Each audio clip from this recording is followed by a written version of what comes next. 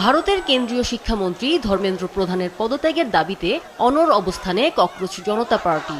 শুক্রবার কেন্দ্রীয় সরকারকে ২৪ ঘন্টার আলটিমেটাম দিয়ে দলটি জানায়, শিক্ষামন্ত্রী পদত্যাগ না করলে বা তাকে অপসারণ করা না হলে তারা আবারও সংসদ অভিমুখে পদযাত্রা শুরু করবে।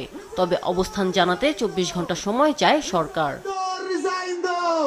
আজ ভারতের কেন্দ্রীয় সরকারের সাথে তৃতীয় দফার বৈঠক হবার কথা শিক্ষার্থীদের।